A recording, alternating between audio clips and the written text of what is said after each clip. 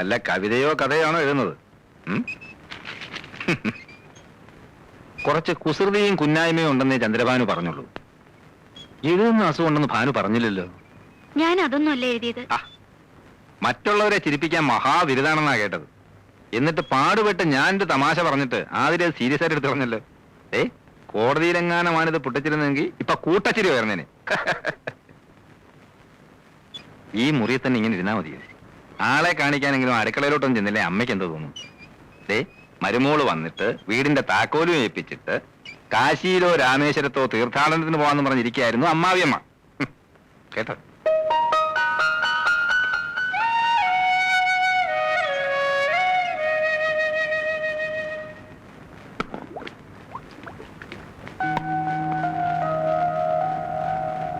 അടുക്കള കാര്യങ്ങളിൽ അമ്മയെ സഹായിച്ചിരുന്നത് അനിയത്തിയാണെന്ന് ഞാൻ അറിഞ്ഞു. അതുകൊണ്ടാ അടുക്കള കയറാനൊരു മടി. സാരമില്ല, അമ്മ എല്ലാം പഠിപ്പിച്ചു തരാം. ഇതാ മേശപ്പുറത്തോട്ട് വയ്ക്ക്. അമ്മയ്ക്ക് ചെയ്യാൻ വയ്യാഞ്ഞിട്ടല്ല, ഭാര്യമാര് വെച്ചു വിളമ്പുന്ന കഴിക്കാനാ ഭർത്താക്കന്മാർക്ക് ഇഷ്ടം. അവരുടെ ഇഷ്ടാനിഷ്ടങ്ങൾ അറിഞ്ഞു പെരുമാറുന്നതാ ഒരു പെണ്ണിന്റെ മിടുക്ക്. അങ്ങനെയൊക്കെയാ നമ്മൾ അവരുടെ മനസ്സിൽ കടന്നുകൂടേണ്ടത്. എന്താ ചെയ്യേണ്ടതെന്ന് പറഞ്ഞാ മതി. ആദ്യമൊക്കെ ഞാനും ഇങ്ങനെയായിരുന്നു. അന്ന് പെൺകുട്ടികൾക്ക് ഇന്നുള്ള സ്വാതന്ത്ര്യമൊന്നുമില്ലല്ലോ. ഒരു വർഷം വല്ലാത്ത ശ്വാസം മുട്ടലായിരുന്നു. അത് ചെയ്താ കുറ്റമാകുമോ, ഇത് ചെയ്താ കുറ്റമാകുമോ എന്ന് ശങ്ക. അമ്മായിയമ്മ പോരെന്നൊക്കെ കേട്ടിട്ടില്ലേ? അത് ശരിക്കും അനുഭവിച്ചു. അവരുടെ മുമ്പിൽ നേരെ നിന്ന് സംസാരിച്ചു തന്നെ 2 വർഷം കഴിഞ്ഞ. ഇവിടെ അതൊന്നും വേണ്ടി വരില്ല. ഈ വീട്ടിലെ കാര്യങ്ങൾ നോക്കേണ്ടത് നീയാ. പിന്നെ ഭർത്താവിന്റെ അമ്മയാണെന്നുള്ള ഒരു സ്ഥാനം മാത്രമേ എനിക്കുള്ളൂ. ഇനി മോടെ ഇഷ്ടത്തിനായി ഇവിടെ സ്ഥാനം. ആട്ടെ, രാത്രിയിൽ ആഹാരം അവിടെ എത്ര മണിക്കാ? ഈ സമയത്താ. എന്നാ നന്ദനെ വിളിച്ചോളൂ, അമ്മ വിളമ്പ.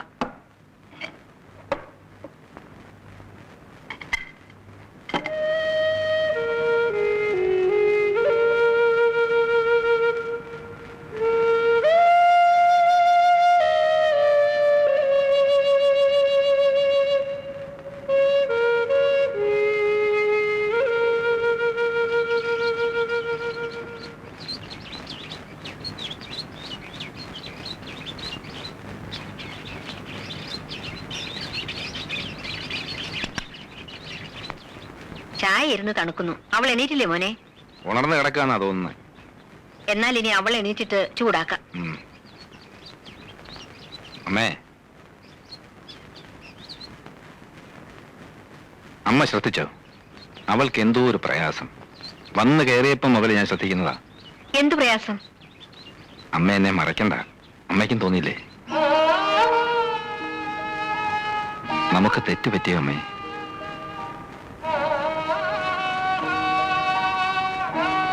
ആതിരയുടെ ഇഷ്ടം നോക്കാതാണോ ഈ വിവാഹം നടത്തിയത്? നിന്നോട് ഇതൊക്കെ ആര് പറഞ്ഞു?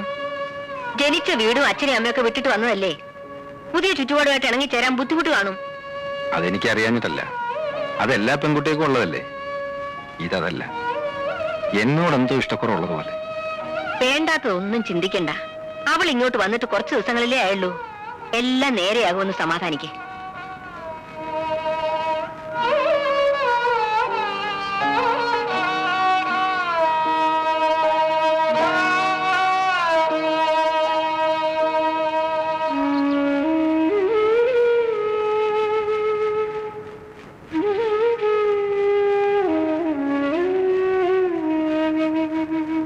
ഇന്നെന്താ പല്ലുതേപ്പും കുളിയൊക്കെ വേണ്ടാന്ന് വെച്ചോ?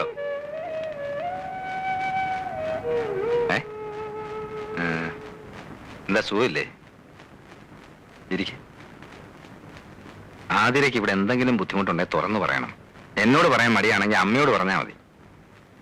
അമ്മയെ ഒരു അന്യായിട്ട് കാണരുത്. അമ്മ വെറും പാവാ. കാര്യമായിട്ട് എന്തോ പ്രയാസമുണ്ട്. മുഖം കണ്ടാലറിയാം. ഞാനത് അമ്മയോട് പറഞ്ഞു. അപ്പൊ അമ്മ പറഞ്ഞ എന്താണെന്നറിയോ? വീട് വിട്ട് നിൽക്കുന്നതിന്റെ ആണെന്ന്. അത് തന്നെയാവും കാരണമെന്ന് ഞാൻ ആശ്വസിച്ചോട്ടെ. എന്തായാലും തുറന്നു പറയാൻ മടിക്കണ്ട. എനിക്കൊരു പ്രയാസമില്ല. നീ വേഗം കുളിച്ച് റെഡിയാവും.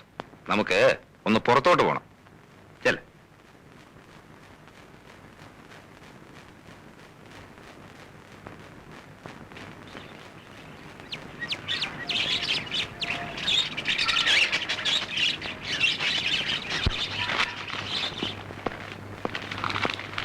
അല്ല, ഒരുങ്ങാൻ പറഞ്ഞിട്ട് ഒരുങ്ങിയില്ലേ? ഞാൻ വരുന്നില്ല. അതെന്താ? എനിക്ക് നല്ല മൂഡില്ല. അതിന്റെ കാരണമാ ചോദിച്ചത്. ഇവിടെ കാലെടുത്ത് കുത്തി അന്ന് പോലെ ശ്രദ്ധിക്കുന്നതാ. എന്തെങ്കിലും ചോദിച്ചാൽ മറുപടിയില്ല. എപ്പോഴും ഇങ്ങനെ മോൻ വീർപ്പിച്ചിരിക്കാൻ ഇവിടെ ഉള്ളവർ എന്ത് തെറ്റ് ചെയ്തു? ഞാനും അമ്മയും. ഇനി ഞാൻ പെരുമാറുന്ന ഇഷ്ടമാവുന്നില്ല, അത് പറയണം. ഒന്നും മിണ്ടാതെ ഞാൻ പറയാതെ ഇരുന്ന നിന്റെ ഉള്ളിൽ ഇപ്പം എന്താണെന്ന് ഞാൻ അങ്ങനെ അറിയും. അതല്ല, ഈ കല്യാണത്തിന് നിനക്ക് ഇഷ്ടമല്ലായിരുന്നു എന്തുകൊണ്ട് നേരത്തെ തുറന്നു പറഞ്ഞില്ല? നന്ദാ, പറയാതിരുന്ന പിന്നെ എങ്ങനെ അമ്മേ? അത് നിർത്ത്. കല്യാണം കഴിഞ്ഞിട്ട് അധിക ദിവസം ആയില്ല. ഒച്ചയെടുത്ത് അയൽവക്കാരെ കൊണ്ടൊന്നും പറയിപ്പിക്കണ്ട.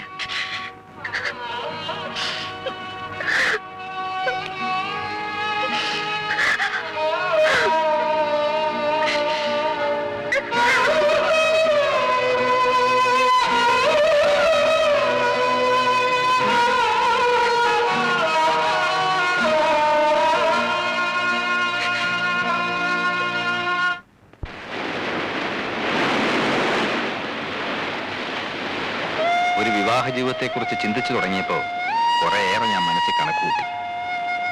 ആർഭാടവും ദാരിദ്ര്യവും സുഖവും ദുഃഖവും ഒക്കെ ഷെയർ ചെയ്യാൻ പറ്റുന്ന ഒരു പങ്കാളി, ഒന്നും ഒളിച്ചു വെക്കാതെ ഇഷ്ടവും ഇഷ്ടക്കേടുകളും വിളിച്ചു പറയുന്ന ഒരു ലൈഫ് പാർട്ട്ണർ, അതൊക്കെയായിരുന്നു എന്റെ മനസ്സ്.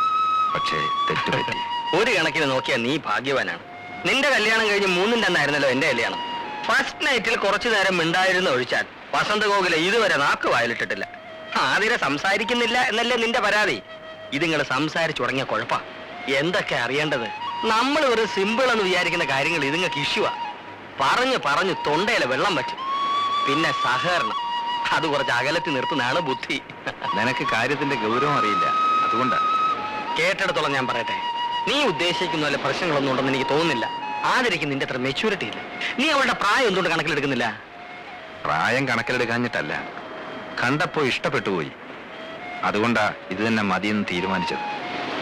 പക്ഷേ എന്റെ പൊസിഷനും പ്രായക്കൂടുതലും ഒന്നും അവളോടുള്ള പെരുമാറ്റത്തിൽ ഞാൻ കാണിച്ചിട്ടില്ല. പഠിച്ചോണ്ട് നടന്ന പെണ്ണല്ലേ, പ്രായത്തിൻ്റെതാന്ന് കരുതി നീ അങ്ങ് ക്ഷമിക്കും. 1-2 ദിവസം നീ മിണ്ടാനും പറയാനൊന്നും പോണ്ട. 3-ാമത്തെ ദിവസം അവൾ താനേ നിന്റെ അടുത്ത് വരും, ഷുവർ.